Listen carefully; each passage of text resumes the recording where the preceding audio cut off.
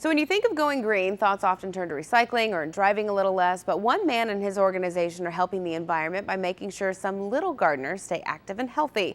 NBC 38's Matt Lally introduces us to this month's Community Green Award winner.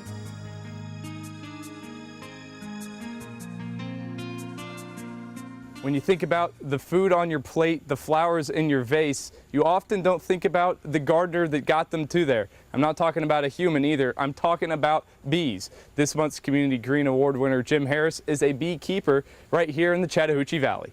Harris has been beekeeping in the Chattahoochee Valley for almost 35 years. He is a board member with the Chattahoochee Beekeepers, and he says that bees play an important role in our everyday lives. You know, if a crop's not pollinated, it's not going to be any good. Like an example of that I use a lot of time is a watermelon, for instance. You know how nice and pretty they are. Mm-hmm. Well, if it had to be pollinated about 9 different times, if it had not been pollinated, it looked like a little bitty twisted up cucumber. Without honeybees, fields of crops and flowers would die, unable to continue reproducing. Harris says that honeybees fix that problem. They're going to go out and pollinate about 3 million flowers every day. Wow. 3 million, that's a lot of flowers. Now he says beekeeping is helping to keep the honeybee population healthy.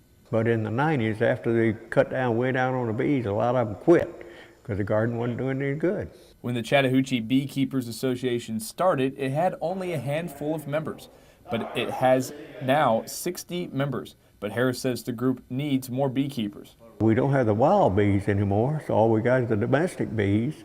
So we need to get a lot more beekeepers, so we got a lot more domestic bees out there to pollinate the crops.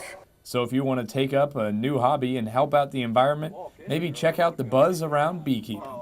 For WLTZ NBC 38 News, I'm Matt Lally. Oxbow Meadows has a learning center for bees where participants can get a hands-on lesson about beekeeping each March and another one in June.